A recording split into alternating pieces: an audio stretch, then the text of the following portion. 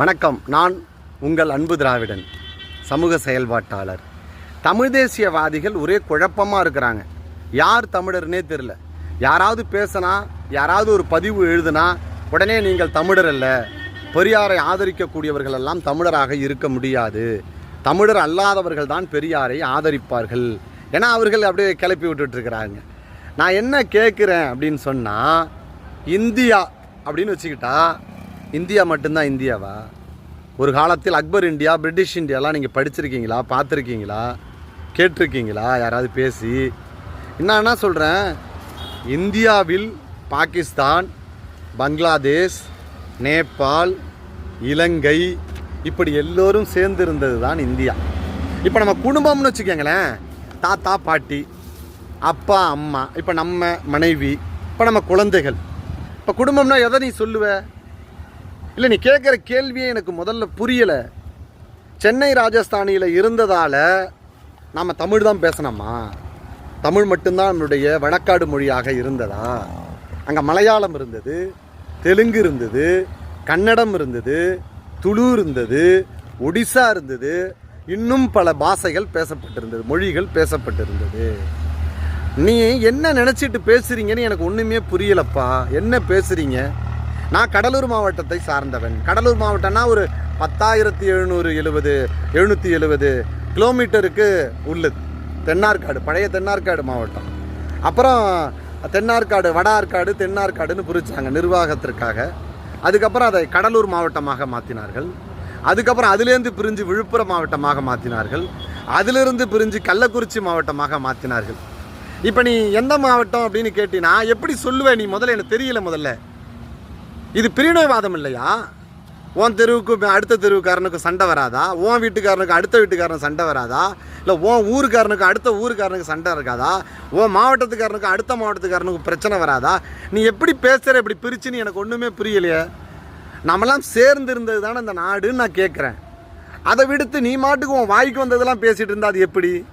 எங்கள் கடலூர் மாவட்ட எல்லையே இந்த சைடு திருச்சி, இந்த சைடு வங்காள விரிகுடா, இந்த பக்கம் நாகப்பட்டினம், இந்த சைடு விழுப்புரம் மாவட்டம், இப்படி பறந்து கிடந்த இடம், எல்லாரும் ஒற்றுமையாக இருந்த இடம். இப்போ பிரித்து பார்க்கணுன்னா எப்படி பார்ப்பது? தமிழர்னு பேசிக்கொண்டே இருந்தால் தமிழர்கள் எல்லையில் சென்னை ராஜஸ்தானியில், தமிழ்நாடு, ஆந்திர பிரதேஷ், கேரளா, கர்நாடகா, ஒடிசாவில் சில இடம் இப்படியெல்லாம் சேர்ந்து தானே சென்னை ராஜஸ்தானியாக இருந்தது. எல்லோரும் சேர்ந்து தானே வாழ்ந்து கொண்டு இருந்தோம். இப்போ திடீர்னு நீங்கள் மாட்டுக்கு வந்து தமிழர், நாம் தமிழர், தமிழர் மட்டும்தான் எல்லாமே அப்படின்னா ஒரு வரையறு வேண்டாமா? யார் தமிழர், எவர் தமிழர் என்கிற கேள்வி வருதா இல்லையா? சுதந்திரத்துக்கு பின்னால் 47க்கு பிறகு சென்னை ராஜஸ்தானி மெட்ராஸ் ஸ்டேட்டாக இருந்தது. தமிழ்நாடு என பெயர் மாற்றப்பட்டு படிப்படியாக இன்றைக்கு நாம் வந்திருக்கிறோம். நீ பிரிவினைவாதத்தை தூண்டுற மாதிரி நாம் தமிழர், நாம் தமிழர் என்ற எந்த வச்சு நீ தமிழர்னு சொல்கிற? தயவு செய்து அதை மட்டும் சொல்லு. தமிழ்நாட்டில் இருந்தால் தமிழரான்னு கேட்டால் அதுக்கு பதில் கிடையாது. தமிழ் பேசினா தமிழரான்னு கேட்டால் அதுக்கு கிடையாது. இல்லை எல்லை வரையறு வச்சிருக்கியா, அதுதான் தமிழரான்னு கேட்டால் கிடையாது. நீ என்ன சொல்ல வர அதை சொல்லு. அதுக்கு யோகியதை இல்லை. சும்மா எல்லாரையும் நீ அவன், நீ இவன், நீ வந்து தமிழனே இல்லை அப்படின்னா அது என்ன அர்த்தம்? அது பிரிவினைவாதத்தை தூண்டக்கூடியவர்களாக தமிழ் தேசியவாதிகள் இருக்கிறார்கள்.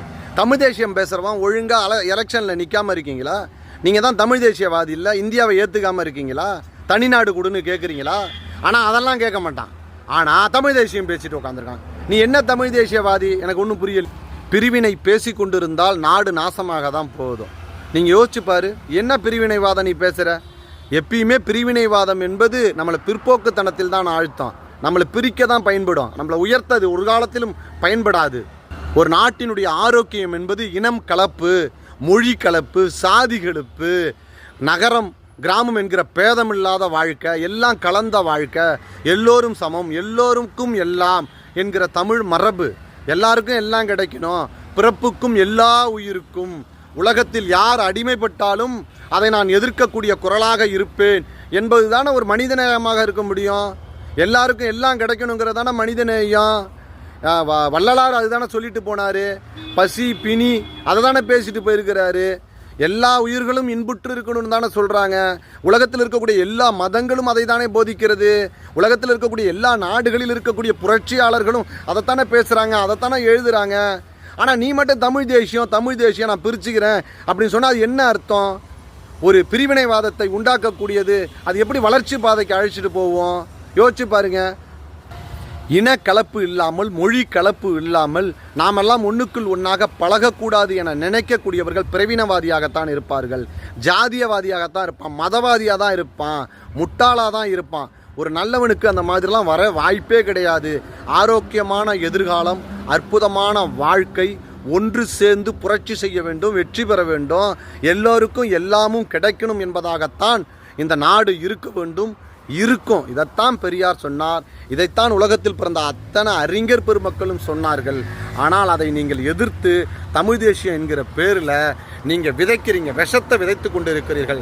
எதிர்காலத்தில் மிகப்பெரிய விஷச்செடியை உருவாக்க முயற்சி செய்து கொண்டிருக்கிறீர்கள். இது பெரியார் மென்.